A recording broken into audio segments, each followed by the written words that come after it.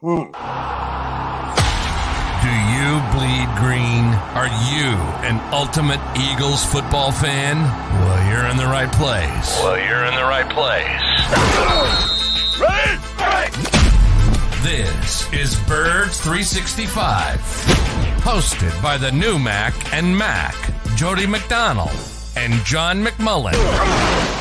Here we go. Who collectively have covered and talked about more than 50 plus years of Eagles football. Kick off your day with Birds 365. You'll get debate. We love to argue. You'll get the real story from inside the locker room. And you'll hear from some of the great football minds from around the region. You're about to become an Eagles insider. Get in the game. Join Jody Mack and Johnny Mack and join the football community that flocks to Birds 365. Birds 365 starts right now. Welcome to the NFL. Let's go. Let's go. Go.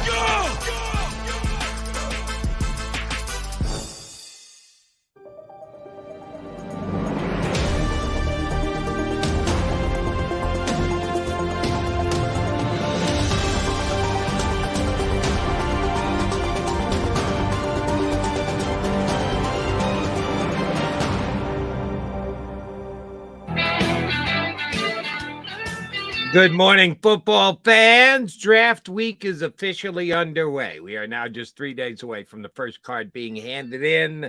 And the Eagles, as of now, have 2 cards to hand in on night 1 of the NFL draft at number 10 and number 30. We'll see if those things come down. What's going to come down here on Birds 365 over the next 2 hours? Well, J-Mac and I are going to chat it up with each other and with Ian Cummings from Pro Football Network, one of their draft gurus. And then JM's going to exit stage left. You got to get over to the NovaCare complex today, huh, Johnny Mac? Yeah, got to go talk to a player's worth, I don't know, what, $250 million Exactly. for the first time. So, yeah, Jalen Hurts talking today after the big contract. First day of Eagles off-season strength and conditioning program as well. So, big day. Last of 32 teams. So all 32 teams are back at it. The NovaCare complex where less is more. And they can kind of make that claim since they man. were in the Super Bowl last year. Can they get back there again this year? Big week for it to get their season underway. And, of course, on the draft on Thursday, and we'll have plenty of draft talk. But first on Jalen Hurts.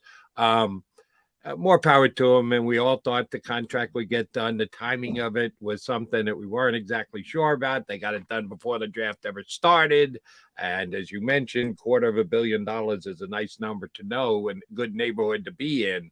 But one thing that I think everyone across the board has continued to say is, if you're going to make this kind of a financial commitment, you want to make it with a young man who is like Jalen Hurts, who is committed as Jalen Hurts is, who takes his job as seriously as Jalen Hurts does, as driven as Jalen Hurts is, and how good a leader Jalen Hurts is. So as far as the periphery characteristics you want, he checks every single box. But let's be honest, he's a boring quote. Because of all those things that I just stated, it doesn't make him the most intriguing interview you can get.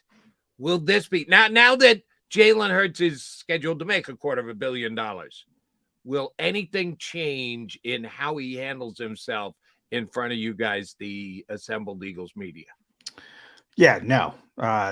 He's a robot, man. I mean, that's part of his success.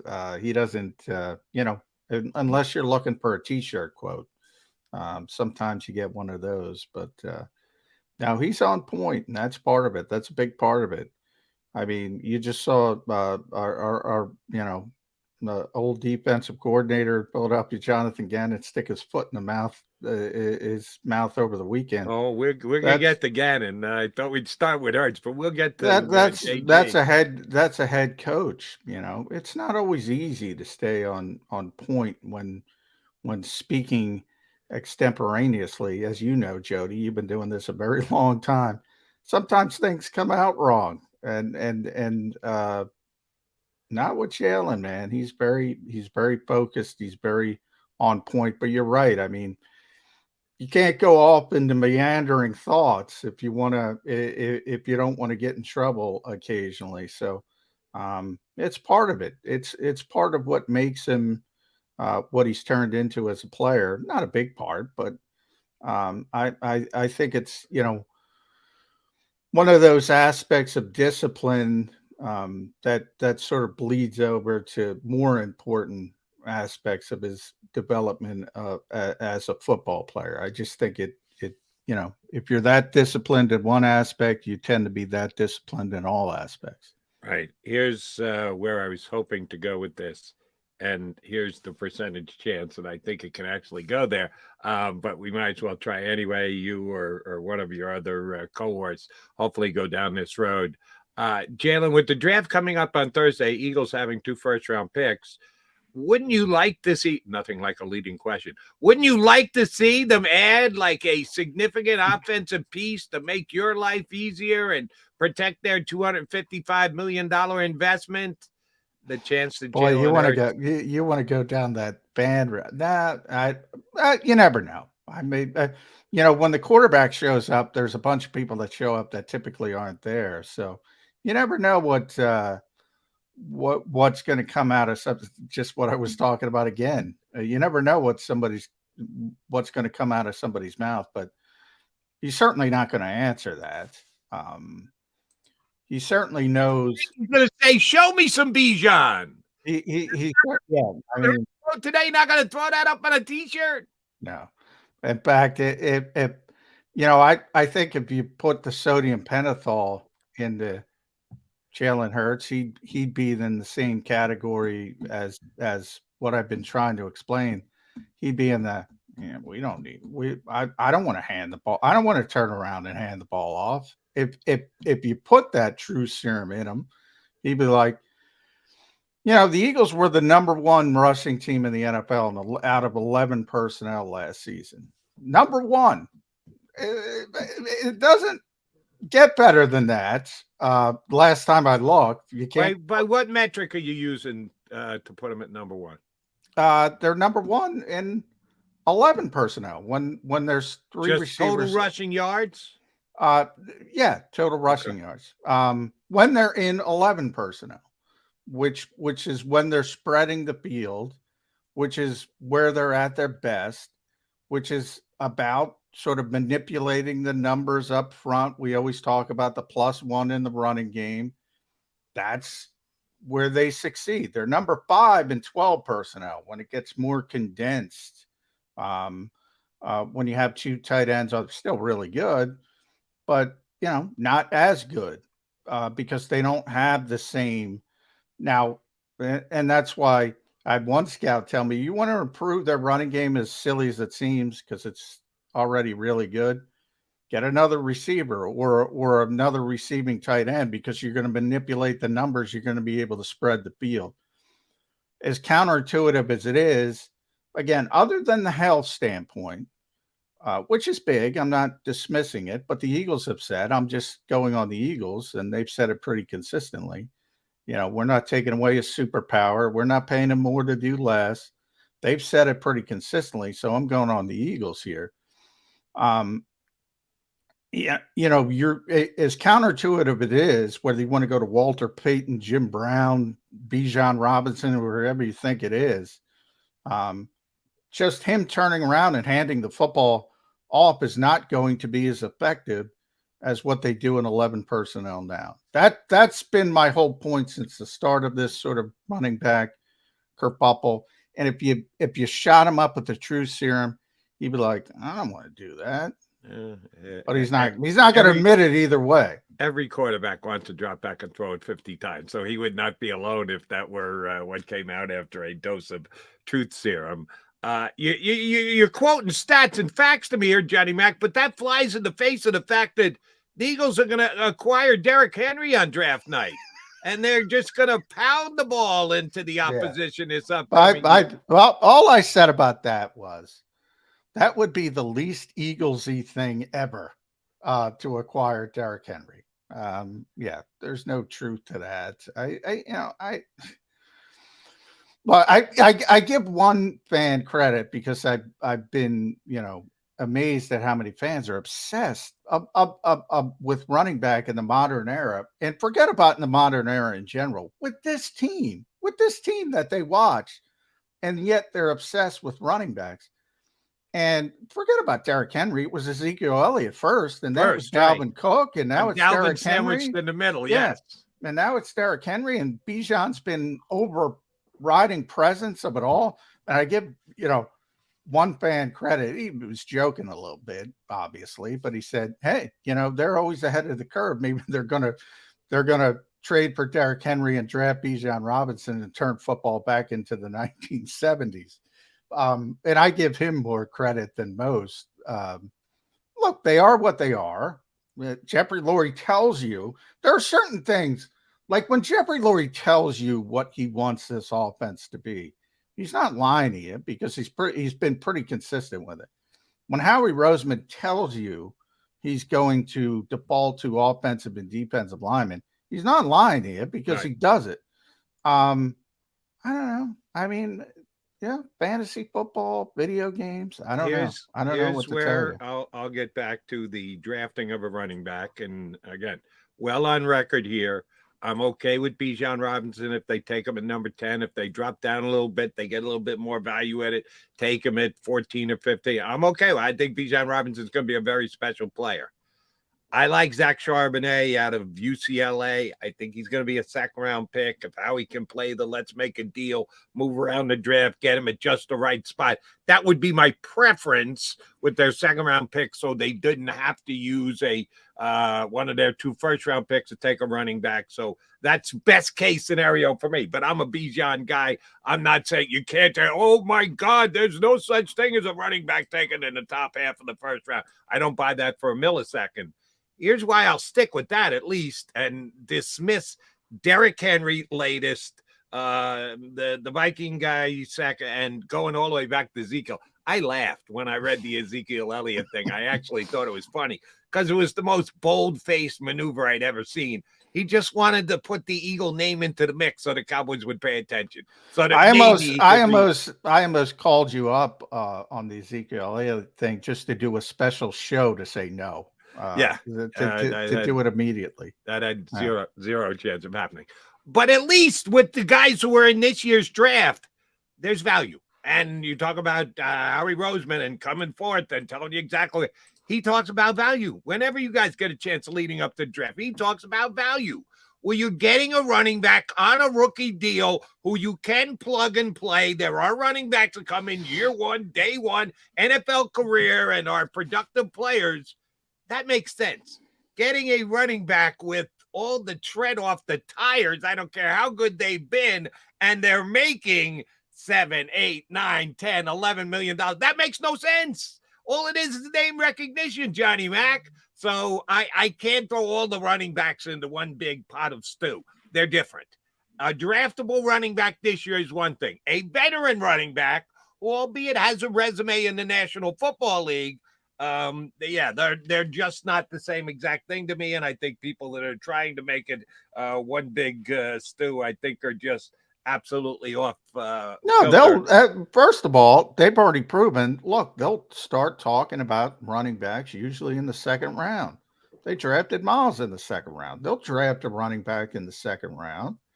When we talk about positional value, it doesn't mean they're never going to draft a particular position. They drafted Nakobe Dean in the third round. They drafted Davion Taylor in the third round. They all linebackers. They'll draft these players with premium picks, draft these positions. They're not going to do it at the top of the draft, top 10. And as the value gets better, sure. I mean, that's what happened with Nakobe Dean. The value was too good to pass up. They didn't think they were going to get Nakobe Dean in the third round, and he was there, and they took him.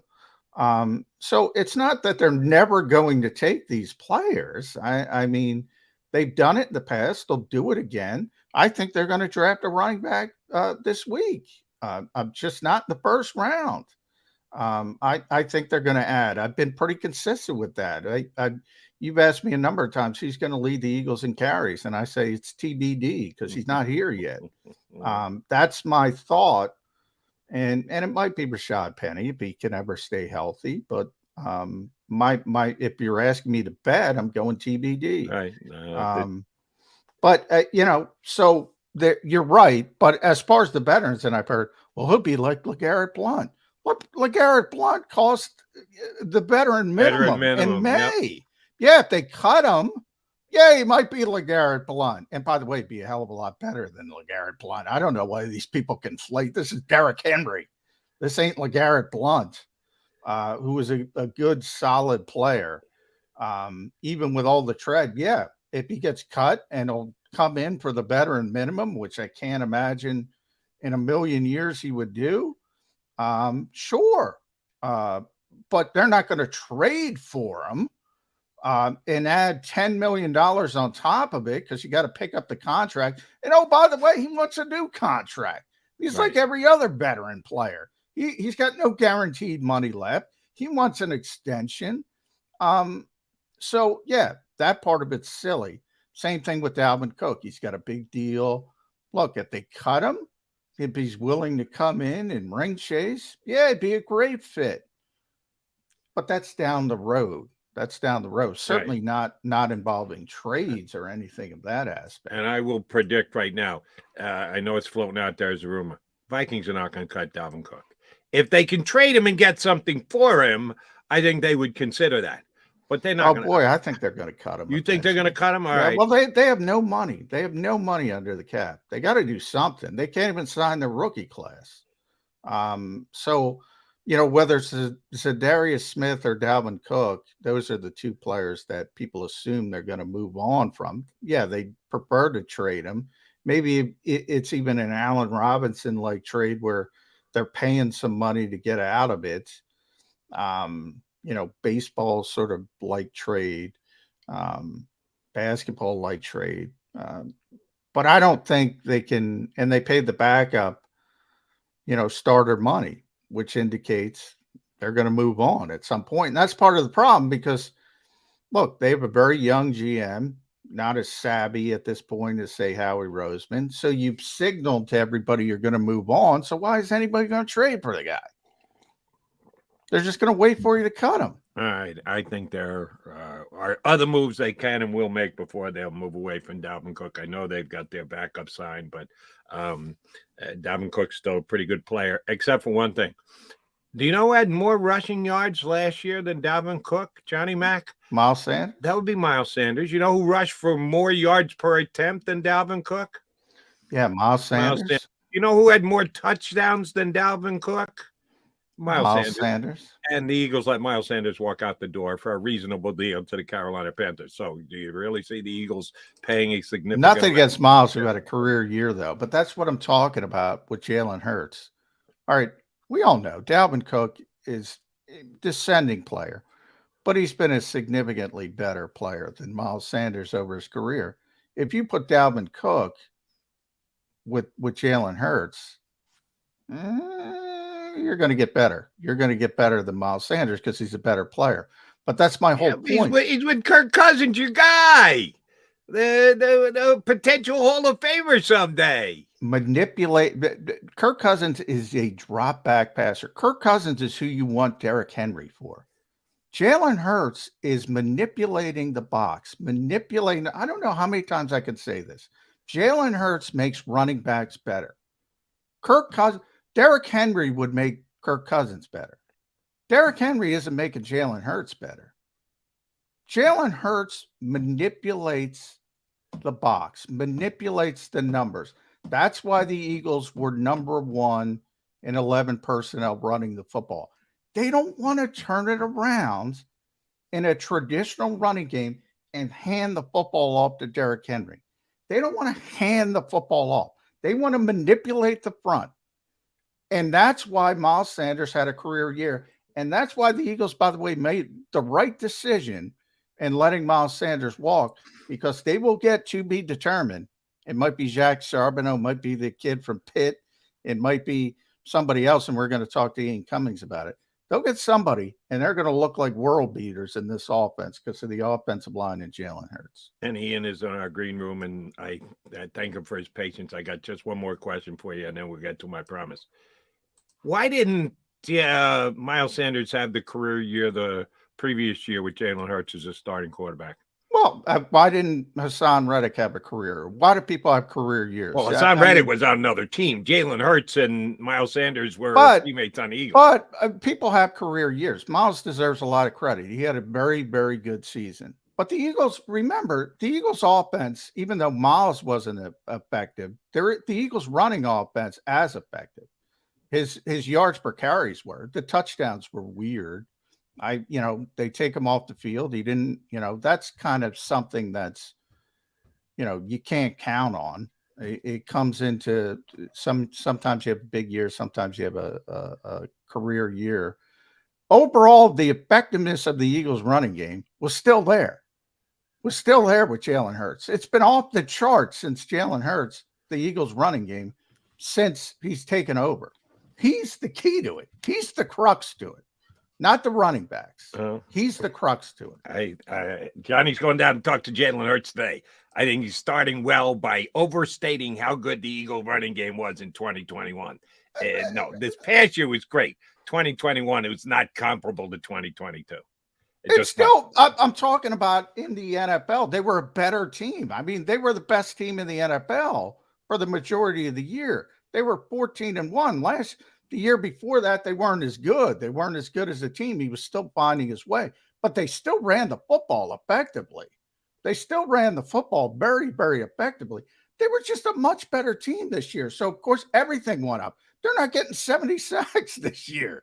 I mean, they're just not. I mean, it was one of those special years. And Miles was part of that. Miles deserves a lot of credit. But I do think the Eagles made the right decision and understand, look, his numbers are inflated a little bit because of the quarterback. That's all I'm saying. All right. Yeah, we got to get the incomings from Pro Football Network, Draft Insider. Ian Cummings joins us next here on Birds 365.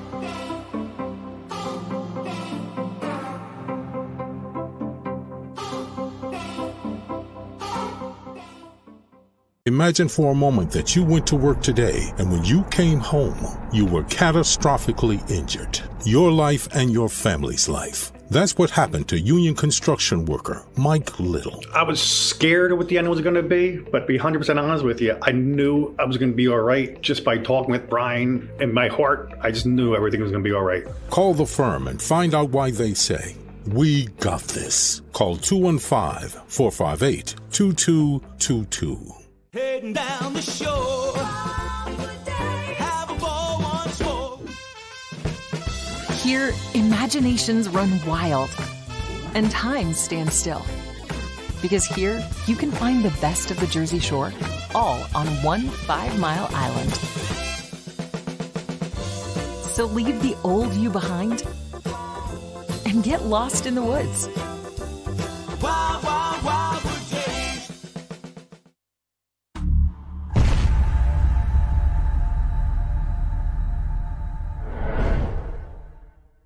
They're carving them up and good play calling along the way. First and goal at the 6.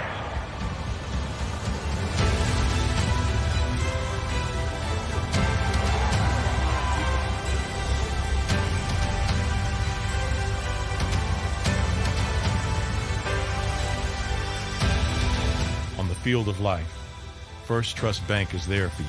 Champions on 3. 1, 2, 3. Because Philadelphia dreams deserve a Philadelphia bank. Go to get your game on. Go for the beers. Go for the cheers. Go for the hit and the hits.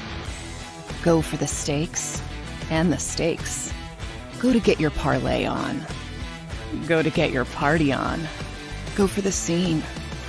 Go for the screens. Go for the gallery. Go for the win. Go to Ocean. Visit theoceanac.com to plan your visit.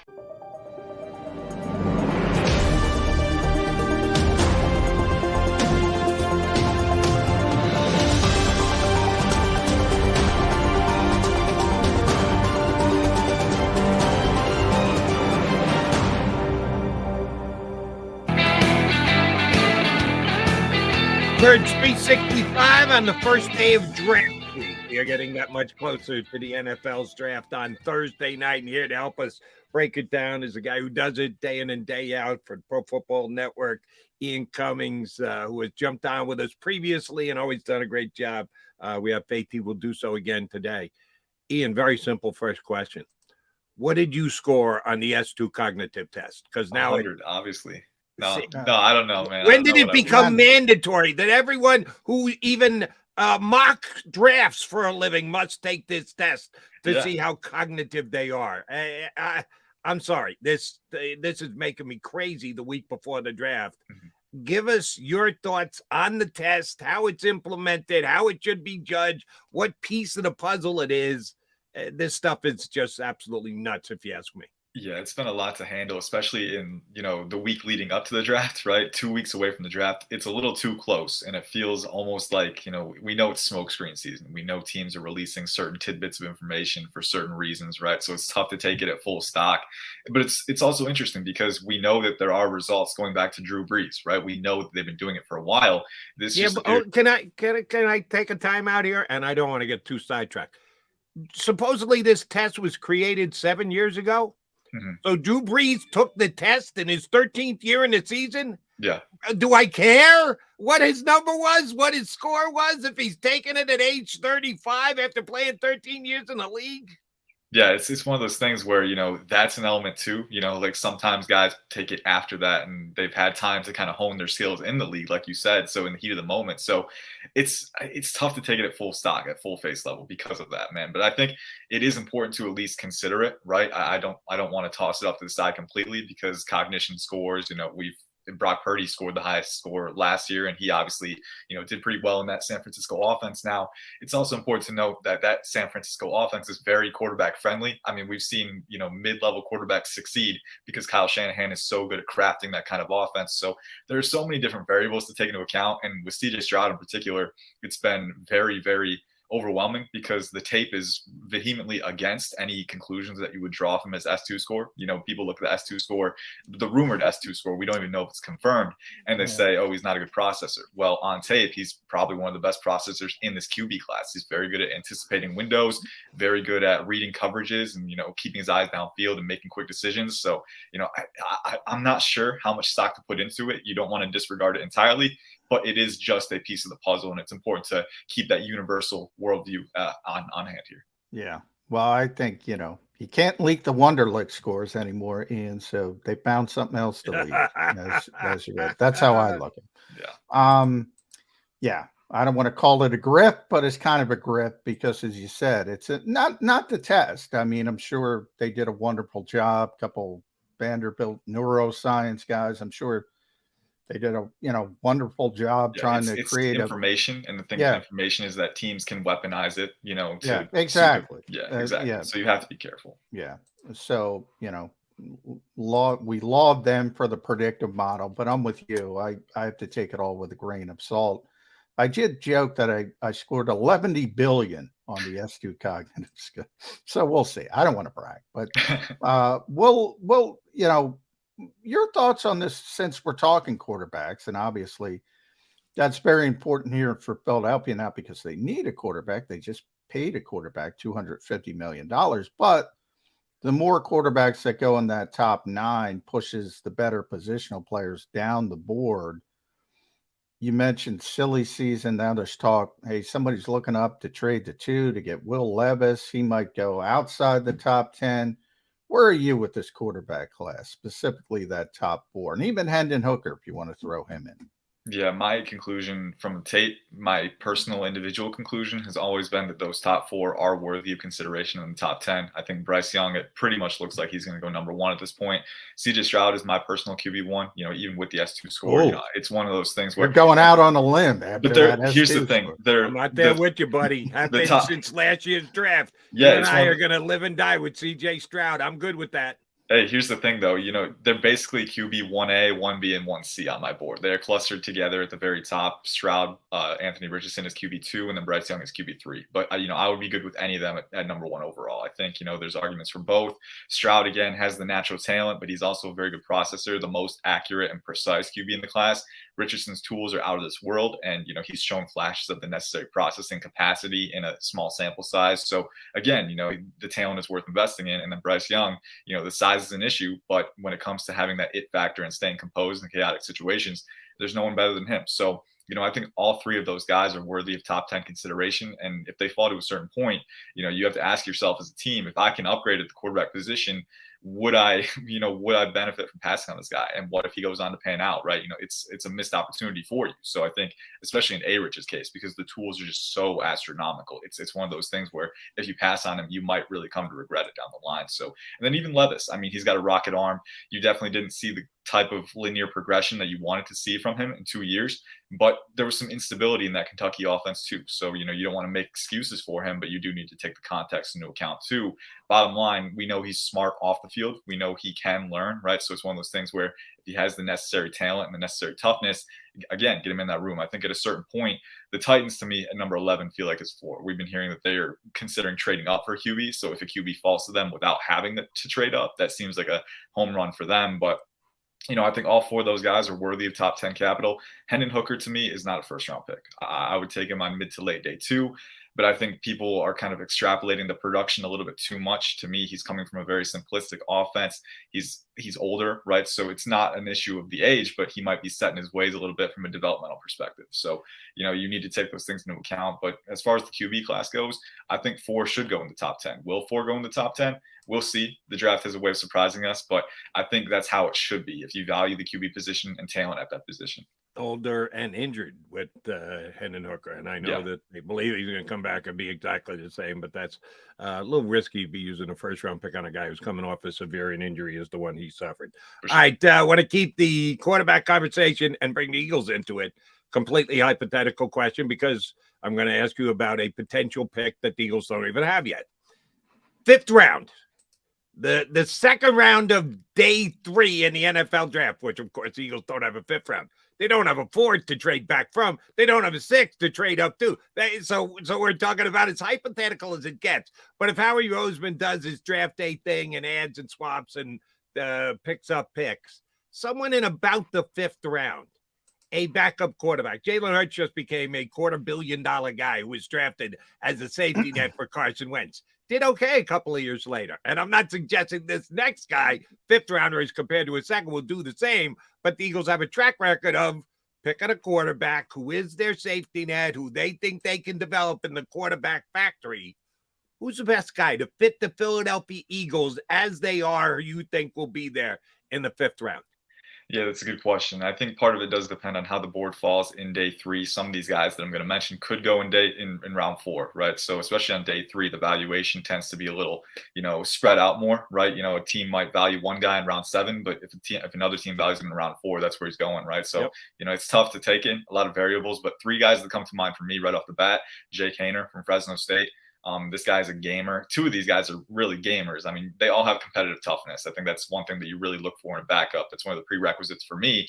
And Haener's definitely got that. He's a very, very high energy competitor, but in the pocket too. Very good processor. He can anticipate windows in the intermediate range outside the numbers. He's got enough arm talent to make it work. He's accurate. He's shown that he can command an offense, a pass-heavy offense. So, and he's actually a pretty good athlete for his size too. So I'm a big fan of him. Clayton Tune from Houston. This is a guy who's actually a very underrated athlete. He's around 6'3", 220. He ran a 4.6, had a 37.5-inch vertical. So, this guy has enough short area bursts to move around and evade rushers in the pocket. But at the same time, he's tough. He's composed. He can rip it down the field. I think he's got a little bit better arm talent than Haener.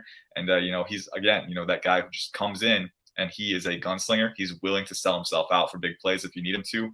So I think that toughness, again, is very valuable in a backup. And then one more, I especially like his fit behind Jalen Hurts. Dorian Thompson-Robinson from UCLA, experienced, very mobile. He's got elite creation capacity, a little bit volatile. He never quite reached, the ideal level of development as a starter, even with multiple years as a starting quarterback. But, I do think that athleticism, that creation capacity that he does provide, at the very least, provides a baseline level of utility as a backup quarterback.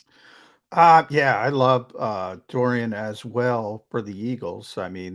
We've all talked about Marcus Mariota being a bit because you don't have to change the offense, even though it's not going to be as effective. Would be so if you want to go in that direction and continue sort of the same theme, he would make a lot of sense for me on day 3. I apologize in advance, and you probably heard Jody and I going back and forth about running back. Running back has been an obsession for Eagles fans in this draft because of Bijan Robinson. So I think we all will agree he's a really good prospect. Now, number one, I don't want to compare him to this year because he's clearly the best running back. But if you compare him to years past, whether it's Saquon Barkley, Josh Jacobs, where is he sort of overall as a prospect? And did the Eagles need a big time running back for Jalen Hurts in what he does as the +1 for the running game? Yeah. Well, as a prospect, Bijan is advertised. He is up there with Saquon, in my opinion. I think Saquon was a bit better athlete, explosiveness-wise, speed-wise, but I do think Bijan is the better runner. So I think he's in that tier, that caliber as a prospect. I don't think the hype is overblown. I think he's exactly as good as people make it out to be. The size, the contact balance, but then the creation ability, the short area elusiveness for his size, the flexibility between his cuts. He's always in control, and he's a physical finisher. He's a phenomenal receiving threat. He checks every box that you want. So he's a top 3 prospect for me, if you're not taking positional value into account. So I'm a big fan of his. That said, though, you bring up a great question for the second one. Do the Eagles need a runner like that? They signed Rashad Penny in free agency. He's struggled to stay healthy for sure. And I think that's why you want to get a running back in, day 2 or early day 3 in this class if you can. But Penny, when he has been healthy, I think he's been one of the NFL's leaders in rushing yards over expectations. So very efficient runner when he is healthy, and he's behind a very, very good offensive line. So I think getting Penny doesn't preclude you from taking a running back in this class, but what it does do is it allows you flexibility. You don't have to take Bijan if you don't want to. And, there are some quality players that could be there for the Eagles. Nolan Smith, maybe an edge rusher, defensive tackle, so I think that doesn't force them into a corner, and you can wait until day 2. And on day 2, there are some very good options. I think the Eagles running scheme, especially the blocking talent that they have, allows them to be versatile. I like Tank Bigsby from Auburn in particular. He's around 5'11", 210, 215 again. So he's got workhorse size, but he's explosive in space. He's got that speed element to be a zone runner as well and get outside. But at the same time, too, he's another very flexible runner between the tackles, very good creator. So I think the versatility that he provides is very fun. Izzy Abanikanda, I know you mentioned Izzy Abanikanda, the Pitt running back. He's another guy who's very good between the tackles. He's not quite as good outside, so I think power and gap is what you're going to use him for. But, between the tackles, he is a no-nonsense runner. He gets upfield very efficiently. And he's another one who has very good size, around 5'10", 5'8", 217 pounds. So he is dense. He's a bowling ball out there, but then he's explosive too. He gears up instantly, game-breaking speed down the field. So his running ability, pure running ability between the tackles, is up there with some of the best in the class. And then Zach Charbonnet, you also mentioned, round 2 or round 3. He's another fun one. He's another guy who, he's a little stiff in his hips. He's a little lower on my board because of that. I don't think he quite has the elite lateral agility that you want. But another guy who's just so good at churning through contact. He gets upfield without any nonsense, any extra motion. And, once he hits contact, he's not going down for a little bit. He's a train out there, just kind of bowling through. So big fan of those guys. And there's a few others that kind of stand out. Kendre Miller is one, Tyjae Spears. There are a lot of options in this class. And I think that versatility, that flexibility, it's a good thing for the Eagles because they can play the board and get the guy who's best for them. We got to do another 20 minutes on running backs, but John and I already talked running backs. You gave us a rundown on running backs. So let's get into where the Eagles will probably draft anyway, and that's the trenches on the line. How many offensive linemen will be off the board before the Eagles pick at number 10? You got your mock, and if you're going to remock again sometime between now and Wednesday, fine. You could. Everybody's got till Thursday morning to put their last mock in. But as of right now, how many offensive linemen go before the Eagles pick? It's tough, man. I've been a proponent that this tackle class, while it is strong at the top, there's a lot of first-round guys. I don't know if there's any top 10 guys. So, I've always been of the mind that I think they fall outside the top 10. But we've been hearing that a team could be trying to trade up to number 3 with the Cardinals to get an offensive tackle. We've heard that maybe Paris Johnson Jr. is the guy in mind for that.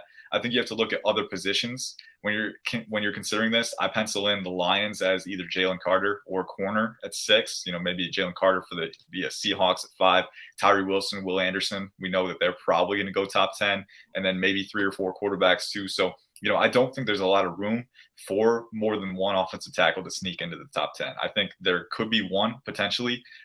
Whether there's going to be 2 or 3 or 4, that's a little bit tougher to call. Now, the Bears maybe could take Darnell Wright at number 9. We know they need a natural right tackle, but I think at most you're getting 2. And even then, I think that's kind of, optimistic for that position group. I think the 10 to 20 range is where they start to come down the board more. That every time in this time of year, I try to boil down the players I think the Eagles are interested in, potentially would take with their first round pick. They have 2 this year. And then I kind of whittle it down. I announced my official prediction on Wednesday, but you mentioned one of them, Nolan Smith, I think is a potential. Paris Johnson, if he falls, I think is a potential. Jalen Carter, I think, is the guy they would take if he somehow falls down. Christian Gonzalez, I think, is a wild card if he somehow falls down. Peter Skoronski probably would like to trade down a little bit, but he's in the category. And one other guy that they like. John's going Bijan. Unbelievable. A 180 by John. No, all right. No, I'm not going Bijan. Damn. One other guy they like, and the fans hate. I can't tell you how many people. They just jump down this poor guy's throat, and the vast majority, let's be honest, they haven't seen him play. Lucas Van Ness. Where are you with poor Lucas Van Ness as a prospect? There's a lot of projection there, but so I just want to get your thoughts on Lucas. Absolutely. I'm big on his potential for sure. He's in my top 15. I'm a big fan of the upside that's there. I think he's a good pick at that point. I think, it's a lot of projection, right? People are going to say he never started a game at Iowa, and that's correct. He didn't, but also Iowa defers to veterans a lot. So I don't think it's a reflection on him. I think it's more just kind of how they've done things. Yeah, he played more. He played more. They rotated him a lot. Yeah. And here's the thing too. In 2021, he played 3-tech a lot. He was still dominating. I mean, this is a guy who's around 6'5", 272, 34-inch arms. So he's not quite that defensive tackle size, but he was still just plowing holes open on the interior. And then he plays on the outside too, and that elite power element is a big part of his game.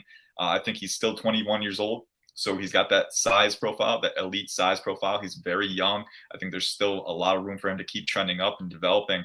And he's explosive off the line. He's got violent hands. And I think for the most part right now, he's a power dominant rusher, bull rushes, long arms, stuff like that. He still needs to kind of hone his counter game a little bit more. But I love the tools that you're working with, the combined power profile and the athleticism. And at the same time too, with taller guys, one thing that can be a struggle is really acquiring proper pad level, lowering your pads and kind of surging through with proper leverage. That can be an issue for taller guys, but for Van Ness, that is not an issue at all. He's so flexible. He so easily drops his pads, loads his hips, and gets full power exertion on his rushes. And that ease of leverage acquisition is one reason that I'm so much higher on him, because he does need to refine his hand usage, but dropping his pads and playing with the right amount of leverage is not an issue at all for him. It's so easy, comes so naturally for him. So that on top of the traits, I think is an accelerant for him to grow. I think right away on day one, he can be that battering ram for you at 3-tech, 4-eye, 5-tech, outside the tackle. And then as he continues to refine his hand usage, this guy can be a game breaker. I love the upside. I think he's still very early in his developmental track. And I'm very much in favor of that pick at 10 if they make it. The only narrative that is more overhyped than Lucas Van Ness didn't start, and incorrectly so, is the S2 cognitive test. Those two. Yeah, I'll put both of those completely freaking aside, okay? Staying on the defensive line. If the Eagles don't necessarily get, and I guess if they take an edge guy, they could come back. Let's say they don't. Let's say they get an offensive lineman. The number 2 defensive tackle for me is Calijah Kancey, the kid from Pitt, who is unfair. Here's another unfair narrative. Oh, he's the next Aaron Donald. Yeah, that's really fair. Compare him to the best defensive tackle in the rest of the national history of National Football League before he ever plays it down. Please stop. But he's a very talented player. Some comparisons say Pitt and slightly undersized and the like. If he's the number 2 DT, is there a chance he could fall all the way down to 30 and into the Eagles' lap? If they need to move up, how far do you think they're going to have to move up into the 20s to get him?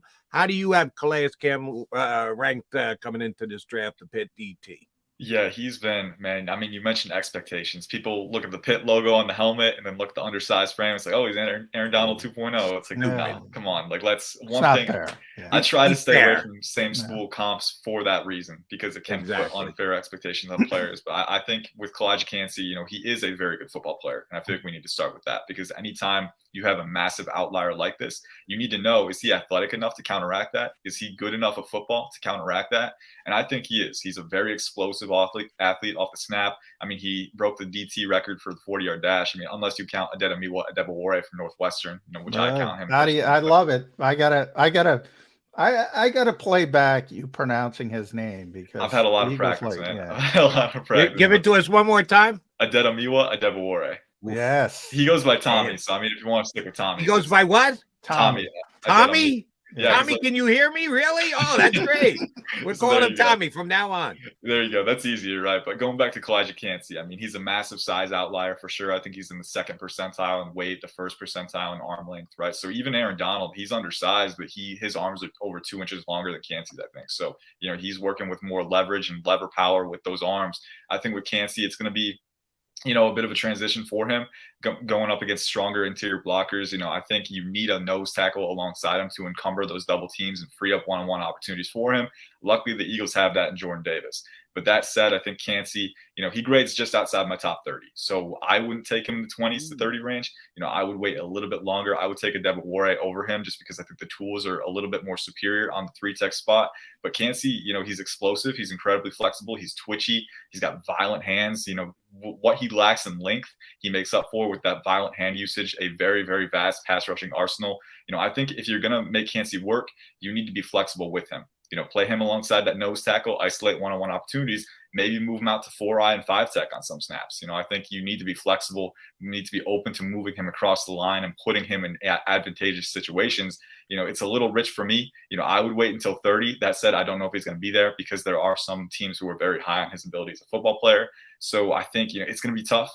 If you do want to take him, my gut feeling says he goes in that 20 to 30 range, I think, you know, if he does go. So I would trade up maybe a little bit if you want him. But if you don't, you know, if you're willing to look at other options too, I think Adebawore is a very good consolation prize at 30 if you want to stick there and take that value. So a lot of options. I think with Kancey, the thing is, you know, moving him around the line because that size is going to be a hindrance to the next level, as good of a football player as he is. And got to talk about safety with you. I think that's a position the Eagles are going to look at really heavily on day 2.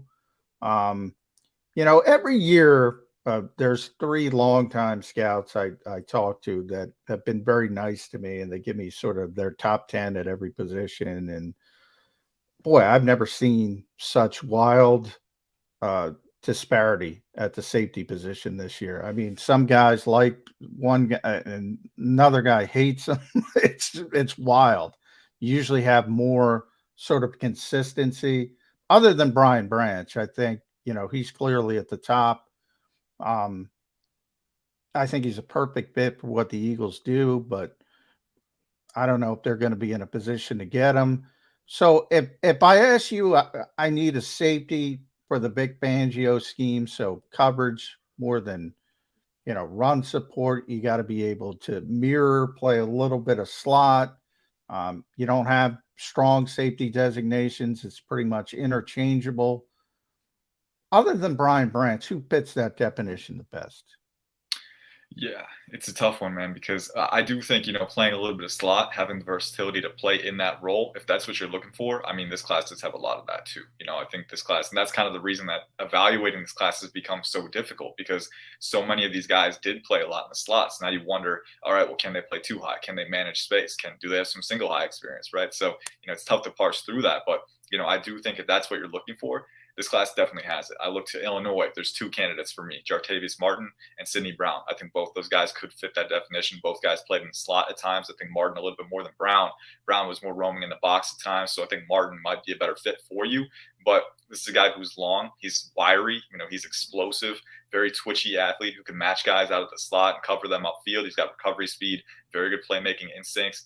And he ran, I think he jumped a 44-inch vertical at the combine. So that explosiveness checks out. I mean, this dude accelerates instantly out of his stance. So Jartavius, he goes by Quan. I think Quan Martin would be a very good pick in the day 2 range. I look to Antonio Johnson potentially at Texas A&M. If he's there in round 3, could be another good option for you. He's around 6'2", I think just under 200 pounds, but very explosive coming downhill. He was used in the box a lot at Texas A&M, especially in 2022, and he's really good in that role. He can miss tackles sometimes, but aggressive, physical playmaker who I think is trending up. But in 2021, people don't always go back to 21, but he played in the slot more that year. And he can man up guys for his size. He's got very good off-man technique. He's actually more fluid than you expect for his size, and he's physical. He'll get in your grill. He'll jam you. So I think he does have ability in that role as well. And then a couple others that stand out to me. I'll go one early day 3, one late day 3. Early day 3, Jay Ward from LSU is one that I'm a big fan of. He's around 6'1", but he's a former cornerback, actually. He's played on the boundary. He's played in the slot. He's played field safety. And he's very good in run support, matching guys and kind of covering range across the front. But he can man up guys too. He's very fluid for his size, very explosive. I think he had an 11-foot broad jump. And then late day 3, Rutgers safety Christian Izien is a favorite of mine in that range. If you can get him late, he's a little more compact. He's around 5'9", 200, I want to say. But he's another guy who's got experience in the slot. He's got experience all over. He tested very well. He was productive at a very early age in college, and at the Shrine Bowl too, he made some nice plays on the ball. He can manage space. He's very instinctive, flipping his hips and kind of managing positioning. And I think that he'd be a very good value option with that versatility that you're looking for. So those are a few options. I think this class is interesting because not a lot of traditional safeties, but if you know what roles to look for, there are guys to isolate and target. All right, Ian, when the draft comes and goes, and Mr. Irrelevant this year is going to be taken by the Houston Texans, who I think are the most interesting team for the entire draft, starting at number 2 and going all the way through. They're going to be a story to tell. We're going to have to get John McClain on next week after Houston does what it does. But they get Mr. Irrelevant. 259 players will be selected. And then depending on how many picks any team gets, trading in, trading out, adding picks, subtracting picks, somebody's going to come up with, oh, and by the way, this is the best undrafted draft class we've ever had in our life, because they're going to want that to be the case, because they're going to be reaching out for a lot of those guys. Eagles have hit on a bunch of those guys over the last couple of years, including a guy who's probably going to start at safety for them this upcoming year, and Reed Blankenship. I draw that line at 259, and then there's everybody else. How good is everybody else? Is it a good year for undrafted free? Is it a deep overall made themselves eligible for draft class, or is this, yeah, you're going to be reaching. You're going to don't give them too big a signing bonus, because we got about 180 great, really good players, and the rest are reaches. How do you rate this overall eligible for draft class? For sure. I think it is a good overall draft class. I think, it gets a bad rap sometimes because it is lacking at the top. There's not nearly as much blue chip talent as we're accustomed to seeing. That said, I think, I think the COVID year had an impact on this, because a lot of players that would have declared earlier ended up coming back and kind of adding an extra layer of depth to this class. And we're going to see that roll over next year too.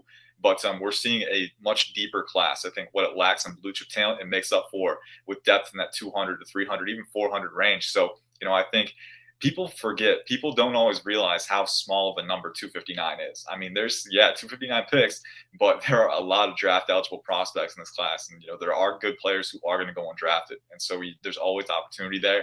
But I think this class especially, there are players that I've isolated at every position. That's like, this guy might be available in the PFA pool. And if he is, he's one of the first calls I'm making. I think there's a lot of talent to be had in that pool. It's going to be interesting to see who falls, because there's always unexpected ones, right? But I think, even beyond those unexpected ones who are expected to be drafted, I think there's going to be a lot of talent to take advantage of in that UDFA pool. Speaking of UDFAs, I'm going to end it there with the most boring question of all, and people know where this is going. At IC_draft, follow Ian Cummings on Twitter. Pro Football Network, as you can tell, does a tremendous job. Can even pronounce Tommy perfectly. Give it to us one more time. Adedemiwa Adebawore. There we go. Yeah, we're gonna I'm going with Addy. Addy. Hey, that's a good one. The Eagles need a punter, but they don't have a lot of draft picks. They're probably not going to take a punter. So give me the best punter you think is going to be undrafted, because they lost the Super Bowl because their punter couldn't properly situate the football. Give me somebody who can do it at an NFL level. Last year it was Ryan Wright out of nowhere. Became a pretty good NFL punter. Somebody like that for this year. Yeah, I'll give a shout out to my guy Ali Hodgkinson over at PFN because he's a special teams expert. I always rely on him. You know, I go with non-special teams positions, but there are a few names that come to mind for me. If you're looking for efficiency, I think Adam Korsick of Rutgers is your option. If you want a guy with a leg, right? Bryce Behringer from Michigan State, he's got a really big leg. I think he's around 6'4", so he's got size, he's got a leg, he's got power. You know, and then Michael Turk from Arizona State is another one. You know, I got to speak to him at the Shrine Bowl. You know, he's a very well-spoken, you know, he's got good character, right? So I think getting him in that locker room would be good. Again, my guy, Ali, you know, he's the special teams expert, but those are a few names in the bottom of the board. I think that, you know, you could target if they fall outside of the draft pool. And wisely, none of this year's punters have been given the nickname the punt god, because I don't think they want to follow in the footsteps of the previous punt god, but that's just a guess on my part. Ian, great stuff. We appreciate it whenever you come on. Just listen to you describe the players. We know how much work you put into it. Thanks for sharing that with us. We'll get you on after the draft, bud. Thanks. Yes, sir. Good to see you guys. Thanks again. Thanks. Our pleasure. Check out all his work at ProFootballNetwork.com. Does a great job for them and with us when he hops on with us. Ian coming on with us here on Birds 365. I know the Eagles are gonna draft Tommy, by the way, Jody, just because they're gonna force me to learn how to pronounce his name. No, but I think you and I have heard the same things. Eagles like the kid. Yeah, they do. And number 30 is, if they don't get a defensive lineman with their first pick, a defensive lineman I think is damn close to a lock with their second pick. And he's a guy who fits right in that 30 range, trading up, trading down. He is a guy the Eagles do like, which means, we're both going to have to learn to pronounce his name if we're not going with Tommy or Addy. We're going to have to do some work to get ready for that. All right, coming back, Johnny Mac and I are going to spend a couple minutes, and then John's going to exit stage left. He wants to get over to the NovaCare Complex. Jalen Hurts talking to the media at 10:30. Coming up in just about 20 minutes after Johnny leaves, I'll be joined by Paul Domowitch, our bud from 33rdteam.com and writes for us here at JAKIBSports.com as well. Damo should jump in about 20 minutes, but more Birds 365 coming up next.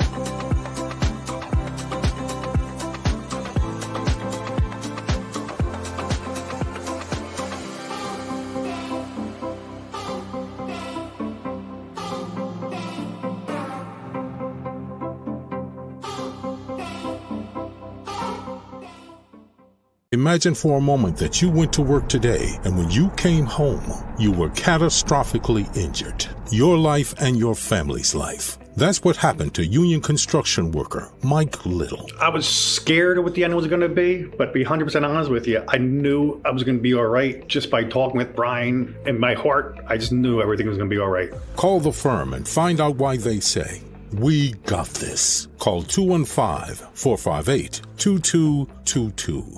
Heading down the shore. Have a ball once more. Here, imaginations run wild and time stands still. Because here, you can find the best of the Jersey Shore, all on one 5-mile island. So leave the old you behind and get lost in the woods. Wild, wild, wild wood days.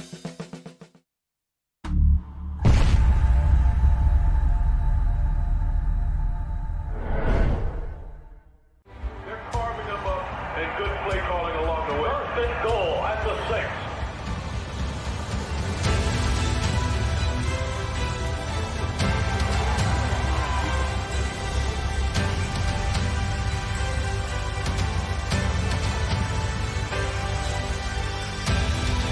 On the field of life, First Trust Bank is there for you. Champions on 3. 1, 2, 3. Because Philadelphia dreams deserve a Philadelphia bank. Go to get your game on. Go for the beers. Go for the cheers. Go for the hit and the hits. Go for the stakes and the stakes. Go to get your parlay on. Go to get your party on. Go for the scene. Go for the screens. Go for the gallery. Go for the win. Go to Ocean. Visit theoceanac.com to plan your visit.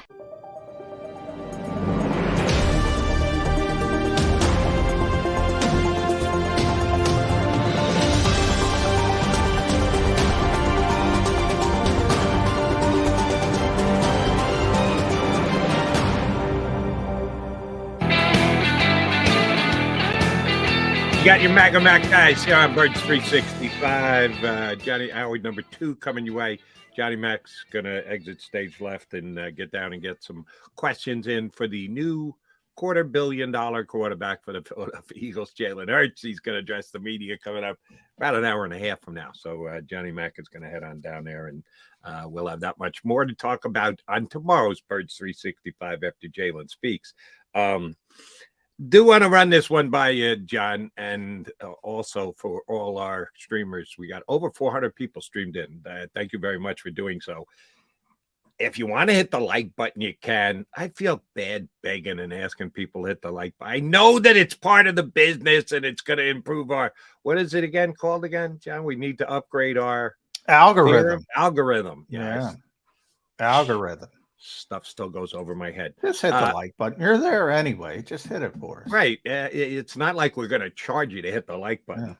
Yeah. And we do appreciate the people streaming day in and day out. They make Birds 365. But I don't reference them. I do keep an eye on. I'll check some of the comments over the course of the show. Other shows here on JAKIB do reference the stream a lot more than we do. Just personal choice. If we started doing that and then we reference somebody and didn't reference somebody else, I can just see the people, oh, he mentioned this guy. And I'm not going there. I'm not opening up that door. Plus, we got each other to bounce off of. Exactly. Yeah. And I'm going to reference you and I in just a second here. But I'm going to take a chance here, Johnny Mac. I'm going to reference the stream.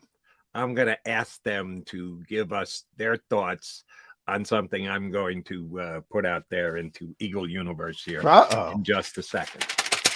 Maybe the only NFL writer that I respect more than my partner, John McMullen, is Peter King. I've known Peter for a very long time. He's been doing it for a very long time.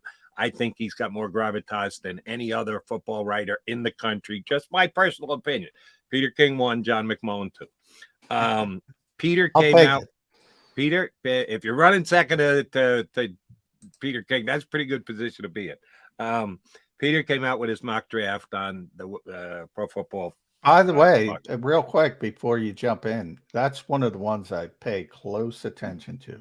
His mock draft, because he's as closely tied to teams and gets inside info and the like. So he came out with his mock today. So yes, I pay attention to it. I'm going to reference it here. I need to know what our streamers think of Peter King's two guys, which, by the way, the two things I always read on Monday morning, Peter King on Pro Football Talk and Ruben Frank's 10 Eagle observations. So I will mold those two together because it's must read on Monday morning for both of those guys. John McMullen, when was the last time the Philadelphia Eagles took two players in the first round of an NFL draft? Ooh, I gotta think about that. I didn't know, and Rube put it out there this morning. I said, "Damn, I never would have gotten that one." Yeah, I don't know. You got to tell me. 1993. They had two first-round pick and used them both. Lester Holmes and Leonard Renfro went at 19 and 24 respectively 30 years ago. And I just had moved to Philadelphia a couple of years before, so I'd completely forgotten that was the case. It just goes to the Eagles don't usually keep their first-round draft pick. Shoot, last year, remember, going into draft day, they had not one, not two, three first-round draft picks. And they ended up using one because they traded one for A.J. Brown and one they traded out to get the 10th pick this year with the Saints. So it just doesn't happen. The Eagles have two very often, and Peter King does his mock. And he does include some trades, neither of which affected the Eagles. He had the Eagles picking at 10 and 30, and the two Eagle picks were Nolan Smith, who I know you think the Eagles like a lot, so that might be Peter King with pretty good information. I don't. Now, quickly explain. I've done this before, but it bears repeating between now and Thursday.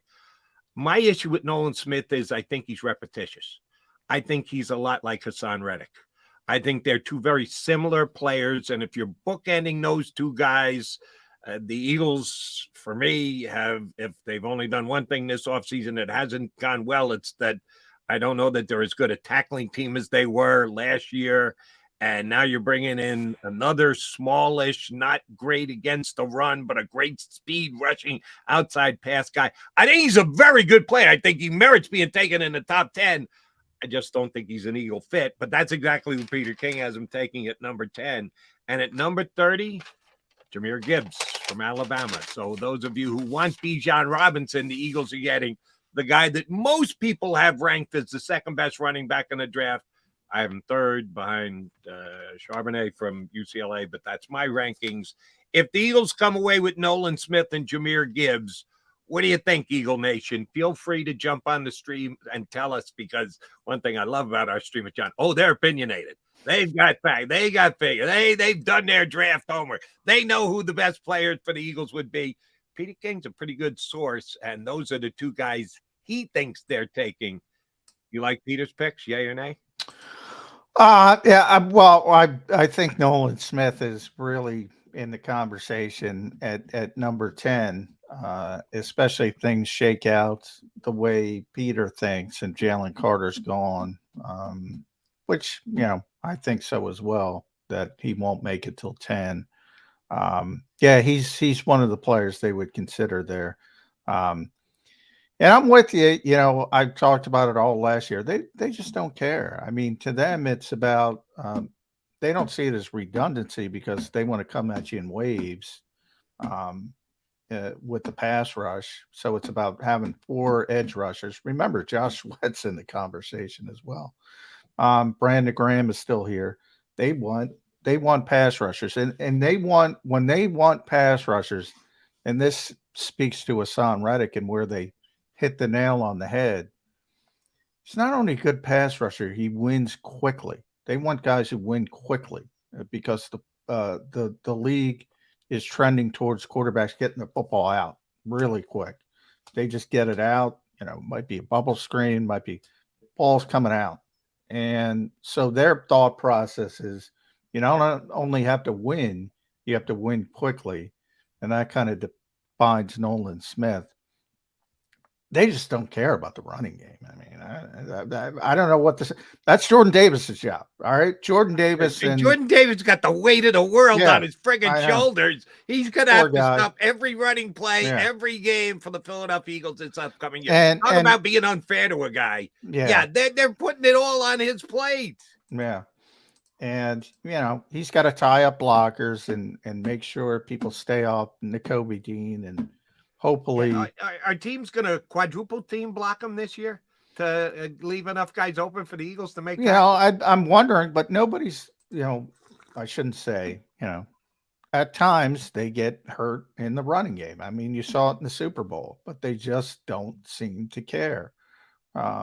So, while I acknowledge your thought there, and I kind of agree with it, they just don't care. I mean, that's the only conclusion I can come to, because I talk about off-ball linebacker all the time. I mean, I just wrote about that the other day. If there's one blind spot to this organization, it's off-ball linebacker.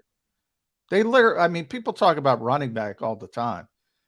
They care more about running back than off-ball linebacker. I mean, they don't care. Guys play well, the guys that do play well, TJ Edwards, Alex Singleton, they're like, all right, go. See you later. Bye. Kaiser White plays competently. See ya.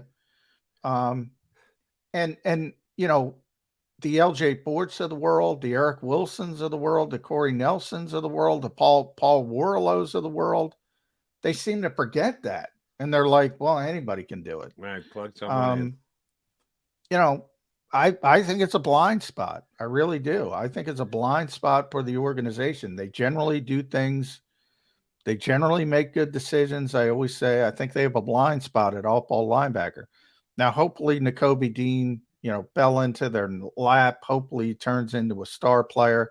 But I said, even if that's the case, best case scenario, I said it last week on the show, and because I know you're a big Nakobe Dean fan, and anybody else is, enjoy it. Because if he plays well, he's walking in 3 years. We got 3 years though. We got 3 years of Nakobe before he walks out the door. The only guarantee I can give you, if he plays well, it's more likely he's walking, because that means somebody be willing to give him something. Yeah. So enjoy it while you have it, because they just don't care. And quickie off the top of my head, and shame on me for not knowing this, I know you will. Who's the Eagles linebacker coach? I know the Eagles weren't happy when JG snatched Nick Rallis and took him out to Arizona with him. Who's because they, as you correctly point out, they don't care about off-ball linebackers. Who's going to be the I don't care coach? Who's got that job that, go ahead, coach him, do what you got to do. Another former Temple guy, DJ Elliott. That's right. That's right. Defensive coordinator for Temple last year. Longtime college coach, was with Davion Taylor in Colorado. So maybe Davion gets another look because he's got a history with DJ Elliott. But yeah, he's the linebacker. He's the new linebackers coach.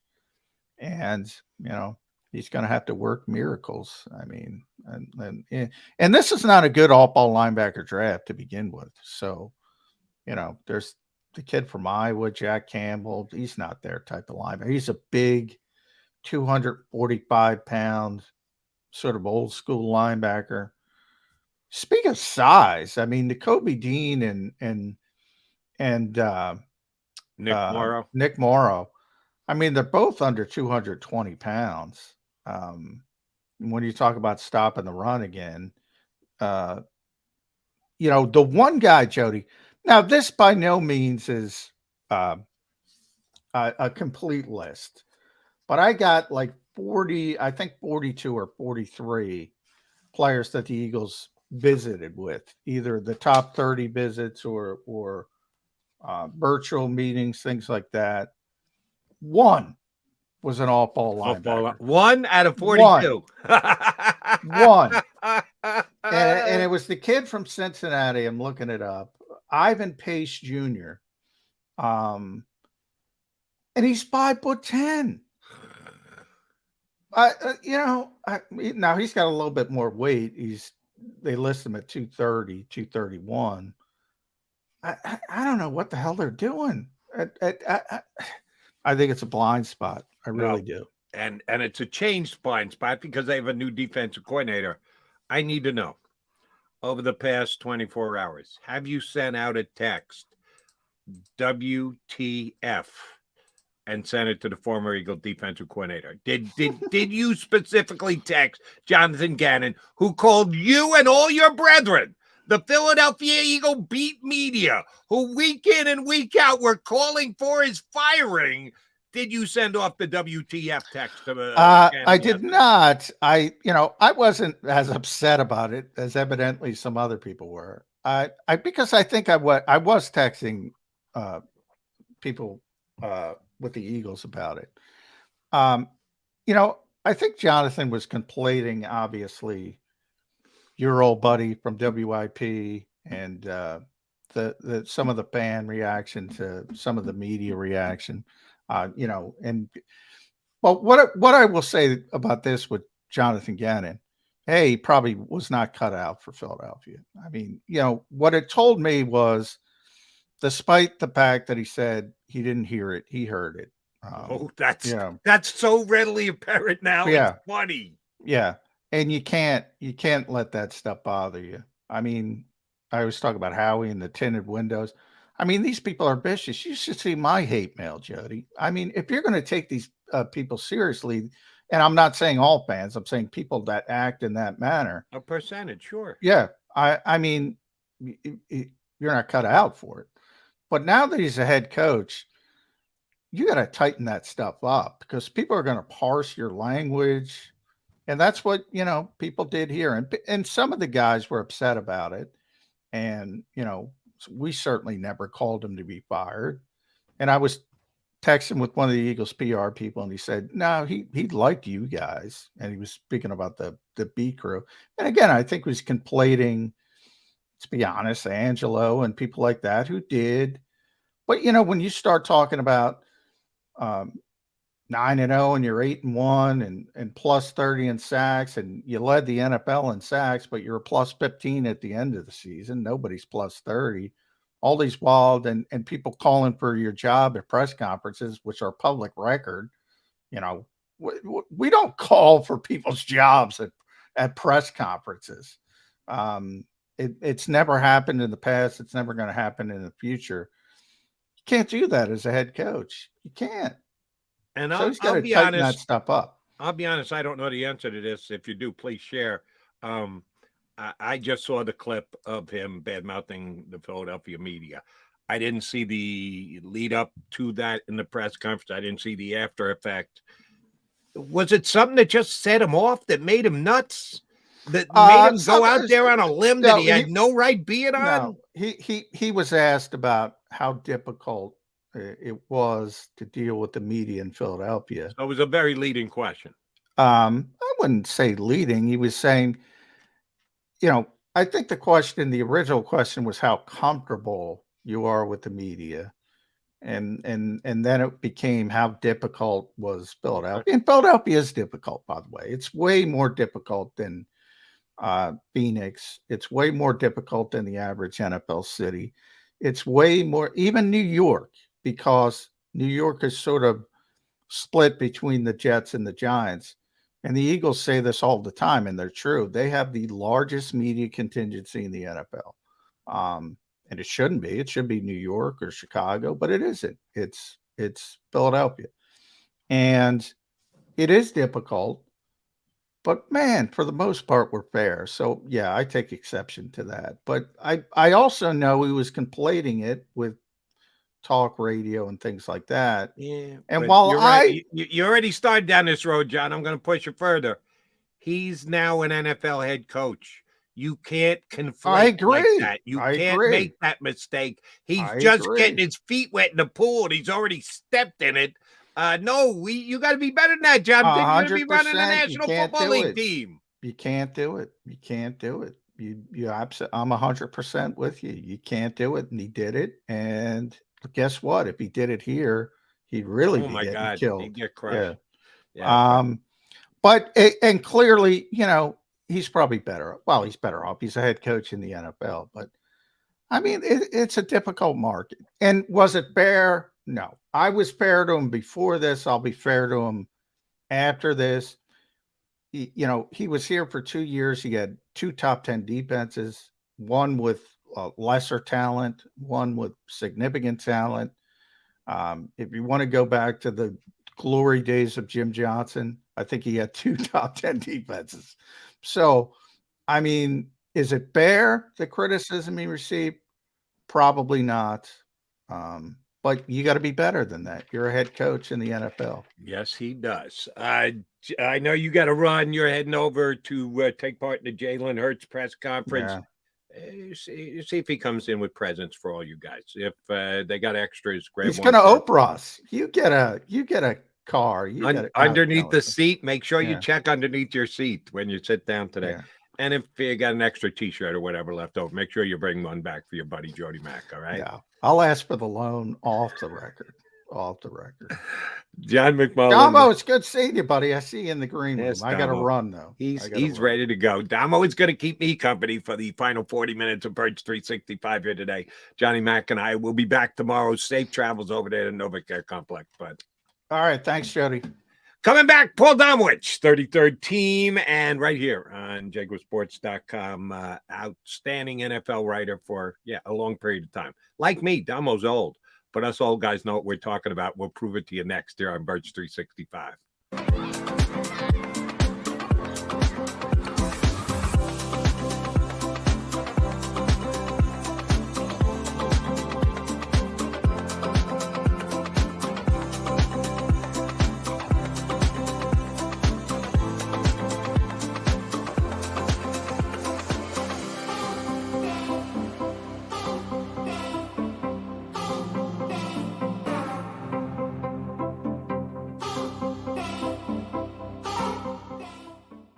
Imagine for a moment that you went to work today and when you came home, you were catastrophically injured. Your life and your family's life. That's what happened to union construction worker Mike Little. I was scared of what the end was going to be, but to be 100% honest with you, I knew I was going to be all right just by talking with Brian. In my heart, I just knew everything was going to be all right. Call the firm and find out why they say, "We got this." Call 215-458-2222.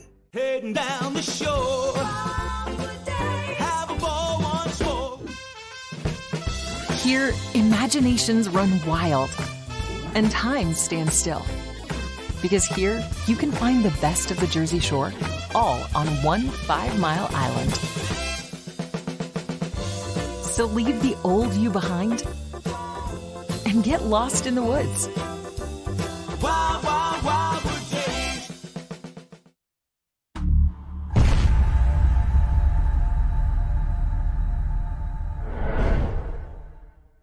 They're carving them up and good play calling along the way. First and goal at the 6.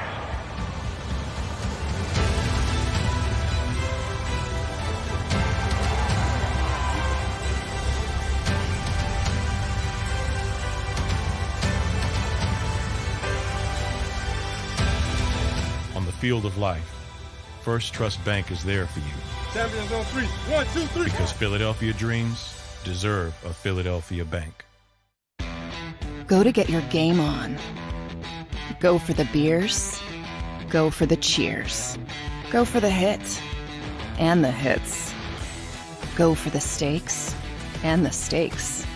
Go to get your parlay on. Go to get your party on. Go for the scene. Go for the screens. Go for the gallery. Go for the win. Go to Ocean. Visit theoceanac.com to plan your visit.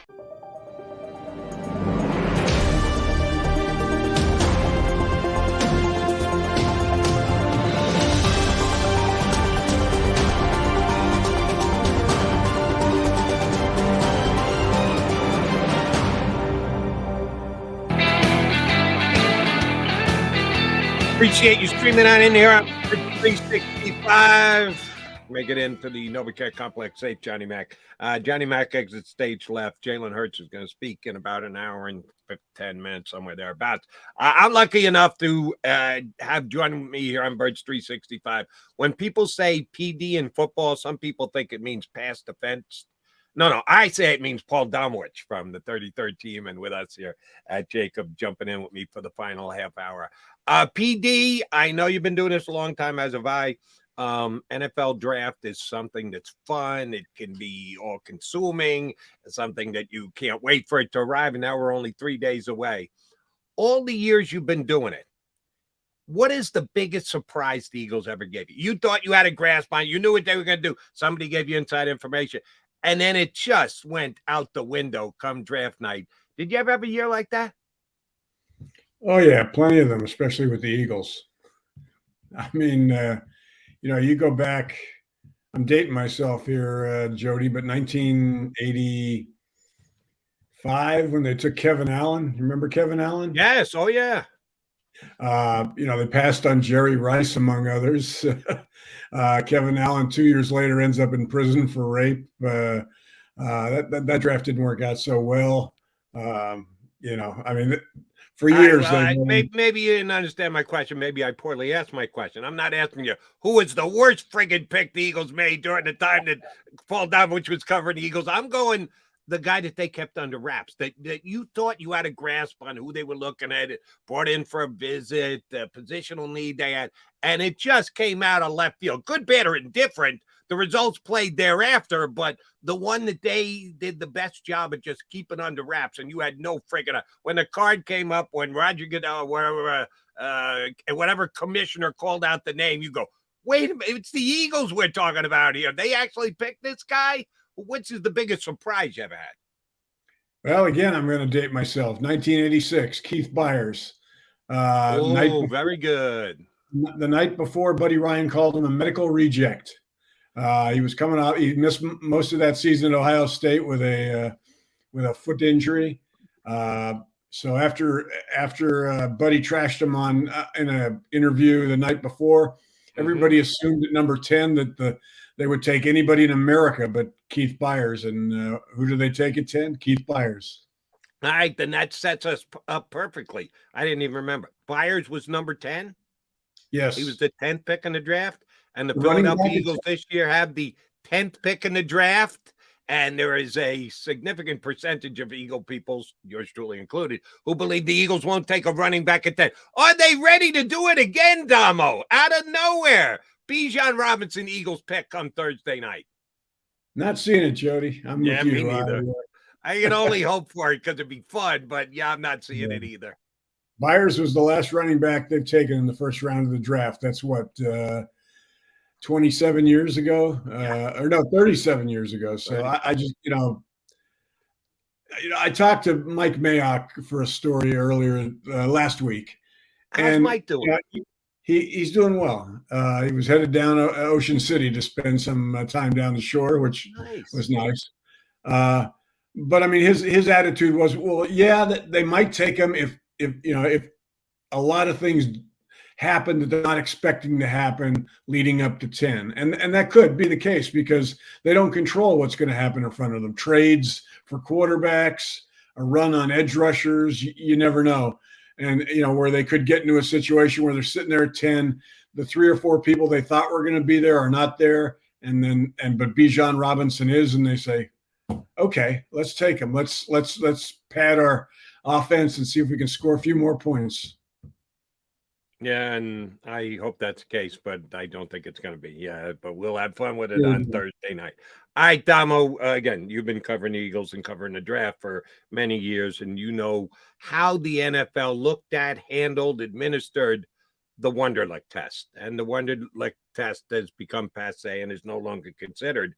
But this S2 cognitive test that has become all the rage over the last week and change with the leaking of scores and the indicative results that Brock Purdy was the highest scorer. That's why he was Mr. Irrelevant and the best rookie quarterback in the league.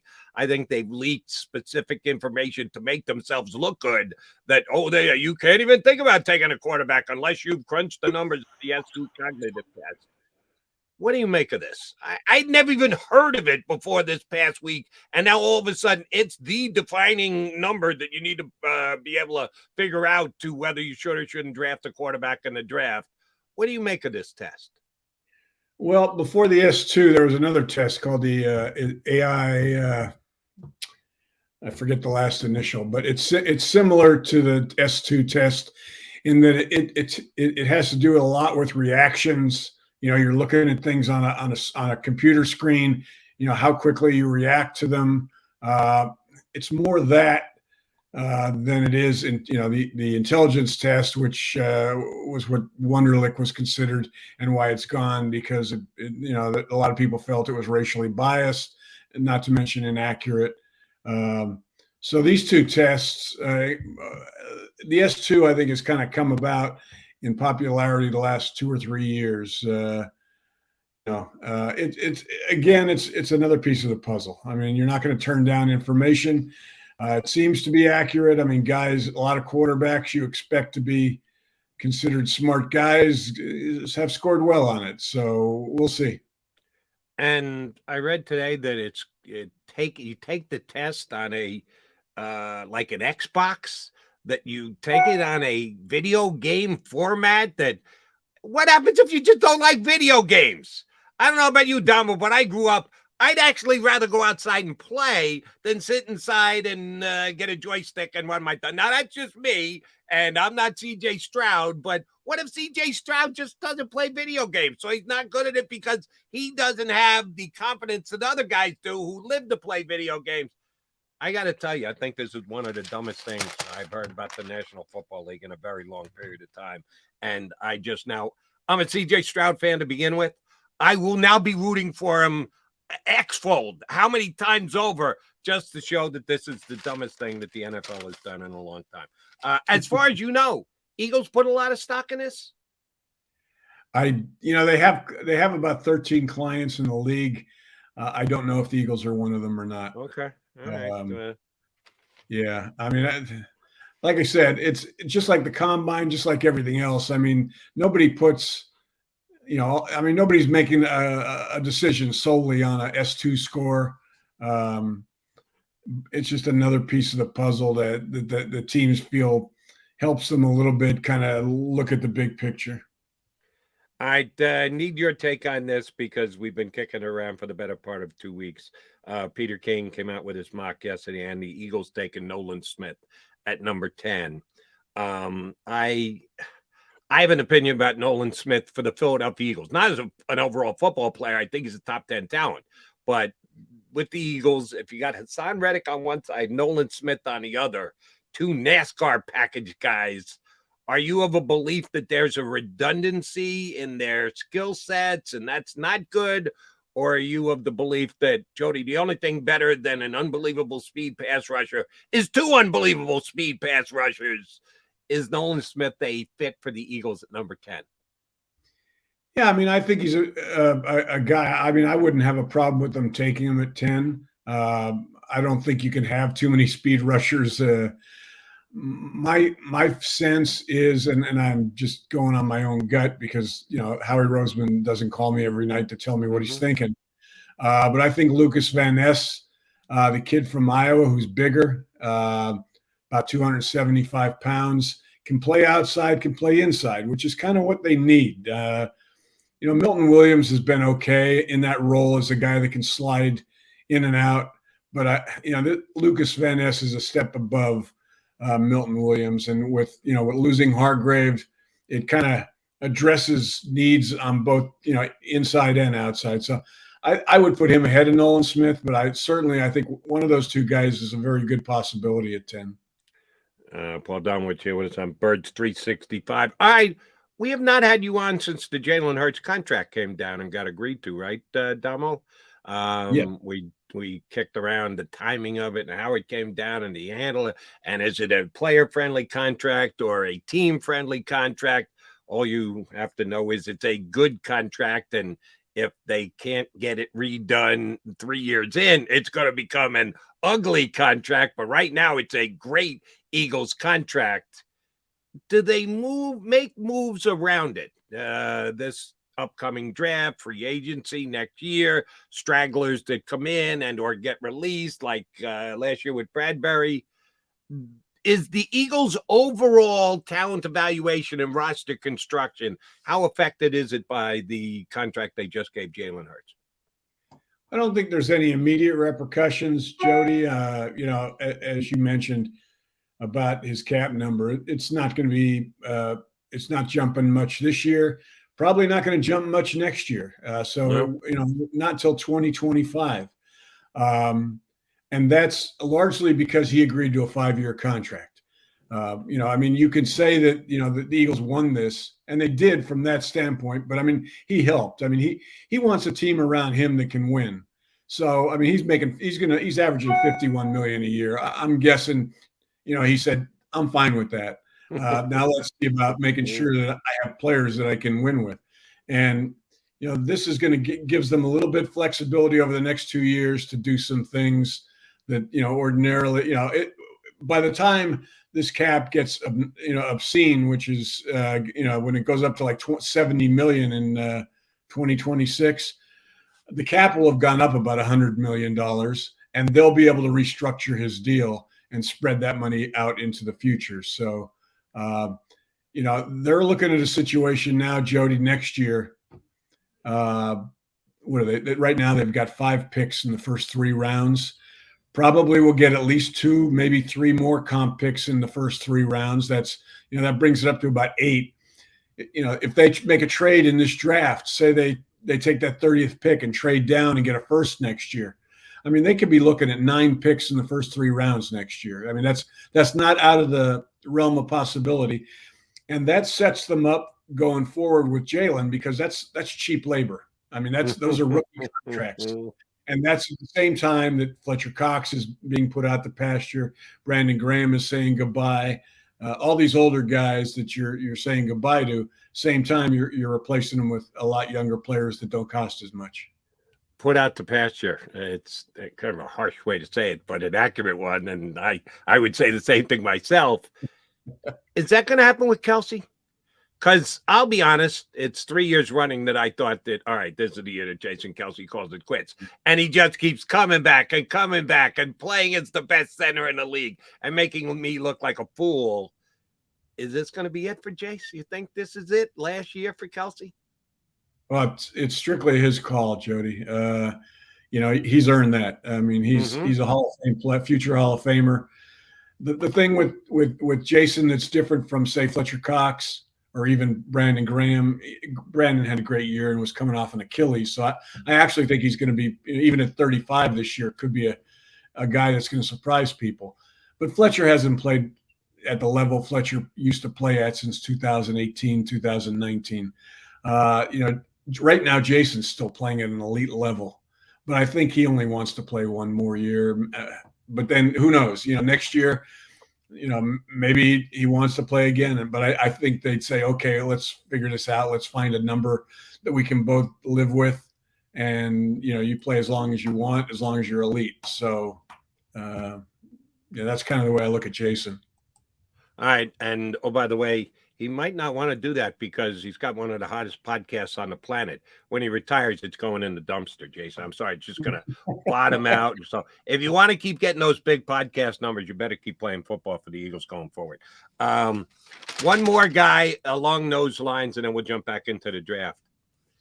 If and when Jason Kelce walks away, Lane Johnson guaranteed to stay at least one more year because it's going to be a pretty tough transition. Losing Jason Kelce is going to be tough. Losing Jason Kelce and Lane Johnson at the same time would be borderline devastating. And I don't care how big a genius Coach Stoutland is. You just don't lose two Hall of Famers in the same year and go, yeah, we'll plug other guys in.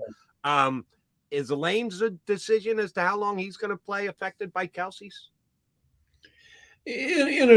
In a way, I think. I mean, first of all, they don't both want to be eligible for the Hall of Fame in the same year. Good point. I think Lane wants spoken like a true Hall of Fame selector, Paul Domowitch from Philadelphia. I think Lane wants to play at least 2 more years, maybe 3. It depends on his health. I mean, injuries are going to dictate a lot of things with both him and Jason. But I think Jason takes everything a year at a time, and I'd be surprised if he plays beyond this, just because, I mean, I think at that point, he's going to say it's time to spend more time with my family and move on to other opportunities in the media world. Lane, I think Lane wants to play until he drops, and I don't think that's going to be for a couple of years yet. All right. Haven't had a chance to talk with you about another move that the Eagles made last week, which was the addition of a wide receiver, Olamide Zaccheaus. The Eagles, when I say the Eagles, I mean Howie Roseman and Nick Sirianni both spoke afterwards leading up to the draft. Certainly asked questions about Jalen's contract, but also that they had picked up another wide receiver. And Howie Roseman went to bat for Quez Watkins. We love Quez. Quez had reasons that his numbers dropped off. I got problems with Quez Watkins, and I thought they needed an upgrade at wide receiver 3. Is the former St. Joe's kid enough of a wide receiver upgrade? And yeah, they're probably going to take a wide receiver in the draft, and maybe a 3rd, 4th, 5th, 6th round wide receiver blossoms and becomes a wide receiver 3 in this league. Is that the only way the Eagles are an upgrade on wide receiver? Are they done in the free agent market? How do you look at the depth on the wide receiver roster on the Eagles right now?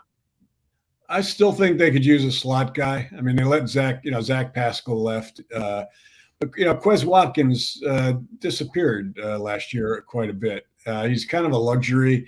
He's a great guy to send on verticals and get behind defenses every now and then, but he's not, you want a slot guy that's there for Jalen on 3rd down, just like the tight end is, a guy that he can count on quick slants, things like that. I mean, they have, God knows, with A.J. Brown and Devontae Smith, they're blessed with immense talent on the outside. But I still think they need a slot guy, a guy that's his position, and that's why I think they'll pick one up in the draft. It wouldn't surprise me if it happened with that 2nd first-round pick. All right, we're going to hear from Jalen Hurts. Johnny's heading over there now, and we'll talk about it plenty tomorrow here on Birds 365. Certainly his contract is going to be part of the conversation, but he's also going to be looking forward to this year. Eagles have a new offense coordinator, Brian Johnson, who the quarterback knows pretty well, like since he was a little kid when Brian Johnson was playing for his dad as a coach. That certainly the familiarity they have with each other is good, but could it be too good? And here's what I mean by that. I have no idea how good an offense coordinator Brian Johnson could be. He could be the greatest of all time, or he could be a red hot mess. I don't know. We're going to be told it's going to be great by Jalen Hurts and the head coach that hired him and gave him that responsibility. How quickly do we start judging Brian Johnson when the season starts? Preseason game one, regular season game one. He's got some pretty big shoes to fill because I know John and I feel the same, and I'm pretty sure you're with us. Shane Steichen did a damn good job calling plays for this team the last year and a half after he took over those responsibilities from Nick Sirianni. How much pressure is on Brian Johnson going into this year as the OC? Well, I mean, sure, there's pressure. I mean, he's getting a promotion. He's running one of the best offenses in the league. But you know what? Don't underestimate what Brian Johnson meant to this offense last year. I mean, you know, Jalen Hurts didn't just, I mean, you know, we credit Jalen Hurts immensely for the development he's made, but a lot of that is because of, you know, with help from Brian. You know, I liked his hire when they brought him in as the QB coach. I mean, he was a guy, he was one of the hot names in college football at the time. You know, he was a quarterback's coach at Mississippi State and helped develop Dak Prescott. He went to Florida and was the offensive coordinator there and did a good job. You know, he had an opportunity for a couple of head coaching jobs in college. I think Boise State, a couple of jobs at that level, not quite Power 5. But, you know, he came to the NFL because he wanted, I mean, that's apparently, you know, where his ambitions are. I think this kid's only a kid. He's in his, 40, I guess he is now, maybe. I think he might only be the offensive coordinator for 1 year, Jody, because I think, you know, next year he's going to be on everybody's radar as a head coaching possibility, particularly if this offense is as good as I think it's going to be this year. Speaking of Eagle coaches under Nick Sirianni who become head coaches, I know he didn't name you by name, but was Jonathan Gannon referring to you when he went nuts this week and said the Philadelphia media was calling for my firing when we were 9-0, which they never were?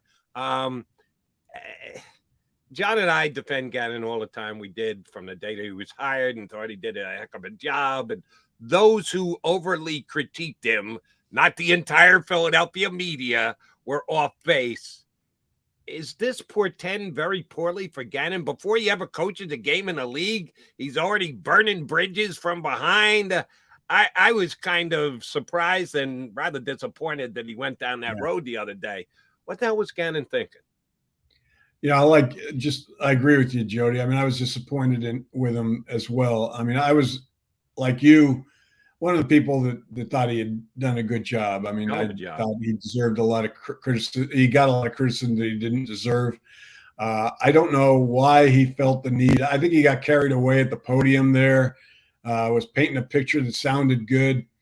You know, I mean, this is a tough town. I mean, nobody argues that. You know, the talk shows were killing him. But the media was, you know, press conferences in this town are very respectful. I mean, we don't do the stuff he was suggesting, you know, saying he should be fired at a press conference to his face. We wait until later and say it to his back. No, you know what I mean. I mean, that's just not, that didn't happen. I don't know why he said it. I think he just got carried away in the moment, talking to people 2,500 miles away, and it sounded good and kind of helped paint the picture he was trying to paint, but it wasn't an accurate one. All right. From the very similar department of wait, what? Is this really going to happen? Sean Desai has stepped into Jonathan Gannon's shoes. Again, tough task. Same as replacing the Eagles play caller Shane Steichen for Johnson. Desai's going to have to do a good job in some people's eyes. Otherwise, he's going to be called on the carpet because Gannon put up the numbers he put up. And we don't think the Eagles defense can be possibly as good as it was last year, at least statistically. So it's a tough job he's stepping into. If he starts to get critiqued and he is under fire the same way Jonathan Gannon thinks he was, how much does Nick Sirianni lean on Matt Patricia to be a go-between, a difference maker, a guy who helps out? What is Matt Patricia's role going to be on this team? He's got the title of defensive assistant. He's supposedly under Sean Desai, and but he's got much more experience and Super Bowl rings and everything else. Do you like the Patricia hiring? Does it just give another voice to Sirianni, another pair of ears to Sirianni? How is Matt Patricia going to improve this defense? Boy, well, he certainly knows more about defense than he does about offense, which is clear from what we saw last year in New England. Exactly. That one shocked me, Jody, just because of his horrible relationship with Darius Slay. Slay just has talked about how, Patricia disrespected him when he was in Detroit. Slay was, I've never seen a player that was like that hurt by how a coach treated him. And this was not a potential for reconciliation. So I didn't think Nick would risk, I don't know what it says about, I guess maybe they think Darius is only going to be here one more year, and he's going to have to live with this, that Patricia has tried to make peace. I don't know how it's gone. He's an okay defensive coach. I think it's more, it's a move that is more, it's not worth the potential aggravation of bringing him here. I don't know why he felt so strongly about this. To say can stand on his own 2 feet. He comes from, a pretty good tree that includes Vic Fangio. But I guess he felt, a veteran defensive guy with a 40-year-old first. This isn't even his first job as a defensive coordinator. He was the Bears defensive coordinator 2 years ago. So I don't like the move. I like the Desai move. I don't like the Patricia move. All right, completely unfair question, and I ask these all the time to our guests, and it means nothing if you get it wrong, so feel free to just fire away. At the number 10 pick in the NFL draft, which if I were a betting man, and you can bet on anything these days on these sports wagering apps, that the Eagles will not take the pick at 10, but say they do. At number 10, Paul Domowitch predicts that the Philadelphia Eagles will add the name of what player? Again, we're just shooting darts here, Jody, because nobody knows. I'll go with Lucas Van Ness, the Iowa edge rusher / defensive lineman. That's not a bad name to take. Some people have him fallen down a little bit, but I think the Eagles like the player. John has said that he thinks the Eagles like the player, so I think that's a pretty good choice. Eagles aside, what's going to be the biggest story draft night? It almost always is quarterbacks when you have quarterbacks near the top of the draft, and we have that this year. But you do have a Jalen Carter, you do have a Bijan Robinson and the like. When the draft is over and done with Thursday, you're thinking up your column you're going to next put out for the day one of the draft. What's going to be the biggest story?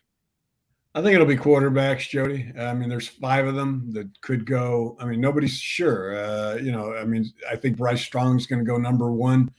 CJ Stroud probably 2. Although I don't think we know who it's going to be 2 yet, because I think that's a potential trade spot there. But there are questions about, Will Levis. There are questions about Anthony Richardson. Herndon Hooker is coming off an injury. All of them could be top 10 picks, and yet some of them could end up being like top 20, top 25, depending on what happens. I think Jalen Carter will end up going in the top 6. I don't think he gets past Seattle or Detroit, despite, the character questions. And Bijan, that's a good one. He's obviously going in the first round, but I think he could linger into the 20s just because he's a running back. No matter how good, we may feel he is, he's still a running back, and, we're seeing what's happened to that position. All right. And personal preference, which do you watch more of? NFL Network, ESPN, the ABC, get into the personality of the players, family broadcast. Which one? I'm sure you're like me, jump around, get a bunch of different perspectives, but which one do you watch most on draft night? These days, mostly ESPN, their main broadcast. Used to watch NFL Network when Mayock was working for You're him. a Mayock guy. Same here. I liked Mayock. Without Mayock, the NFL broadcast is just not as good as it used to be. Yeah, exactly. So mostly ESPN, Jody. Yeah, and I'm a loyal ESPN. I went from Berman to Trey Wingo, so I've been an ESPN guy forever. So yeah, you and I will be watching the same. I will be thankful for you joining us here today. You know we're going to get you back up in a couple of weeks. Appreciate you jumping in today, Damo. Enjoy draft week. Thanks, Jody. Take care. My pleasure. Paul Domowitch writes for us here at JAKIB, also does work for the 33rd team. Check out the 33rdteam.com for Damo's latest stuff, and he's got some stuff still up on our website, jakibmedia.com. All right, Jody Mack coming back. You're just streaming in. What? You weren't here earlier? What are you doing jumping in at the end of the show? You like hearing me say we got to put a bow on the show? We will, since I don't have Johnny Mack. Jody Mack got to do it for you next here on Birds 365.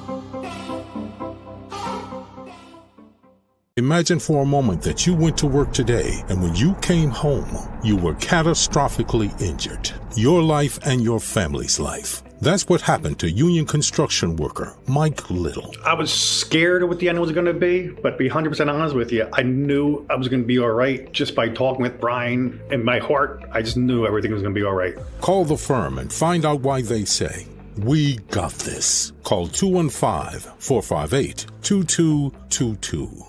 Heading down the shore. Have a ball once more. Here, imaginations run wild and time stands still. Because here, you can find the best of the Jersey Shore, all on one 5-mile island.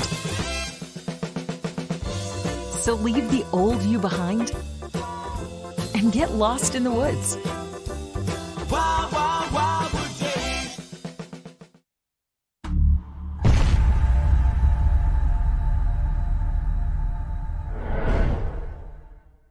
They're carving them up and good play calling along the way. First and goal at the 6.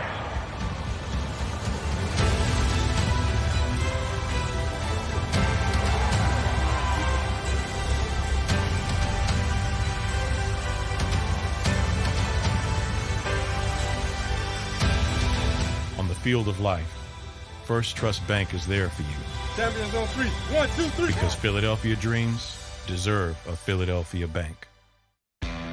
Go to get your game on. Go for the beers. Go for the cheers. Go for the hit and the hits. Go for the stakes and the stakes. Go to get your parlay on. Go to get your party on. Go for the scene. Go for the screens. Go for the gallery. Go for the win. Go to Ocean. Visit theoceanac.com to plan your visit.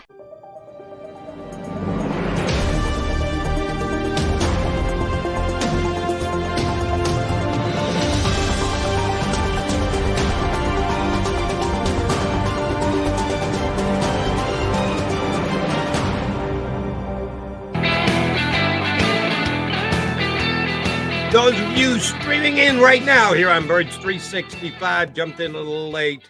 Well, I'm going to make my producer Zander Krause's day by telling you like, share, and subscribe here to Birds 365 and the entire JAKIB Media YouTube channel. Also, you know how this works, right? We're live, but then after the show is over and done with. It's posted, and you go back and check out anything you want that we did earlier in the show. That would be Ian Cummings, who was on with us from Pro Football Network. Did a great job helping us prep for the draft. He gives you great, detailed analysis on the players that are going to be available at a bunch of different positions. Whenever we have Ian on, he does a phenomenal job for us. So I would suggest you go back and check out what Ian said earlier. And one quick note on something he said, because I agree wholeheartedly with him. There's a couple things he doesn't like Charbonneau as much as I do, the UCLA back, but that's okay. I asked him specifically about quarterbacks later in the draft.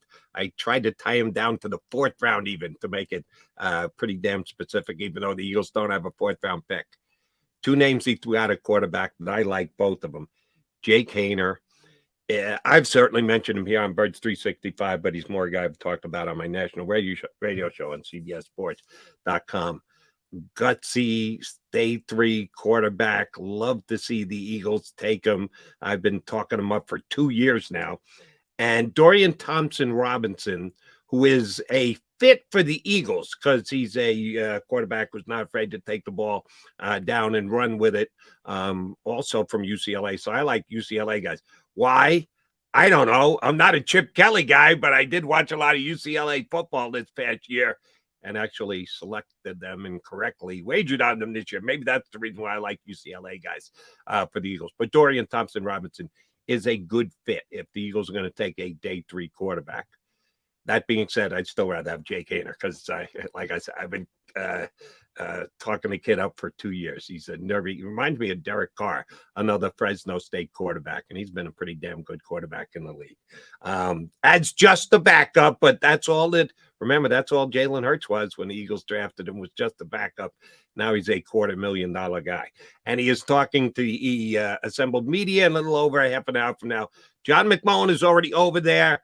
He'll be coming back with Jalen stories to tell tomorrow. Mike Stielski, lead columnist for the Philadelphia Inquirer, is going to hop on with us tomorrow morning. So we want you right back here on Birds 365.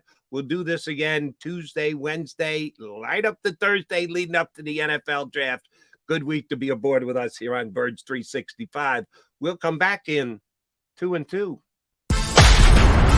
You've been listening to Birds 365, the destination for the passionate Eagles football fan who bleeds green. If it's Eagles football, we're talking about it. Debate, inside the locker room, and guests that are some of the greatest football minds from around the region. We hope you enjoyed the show. We know we had a blast. Make sure to like, comment, and subscribe, and we'll be back soon.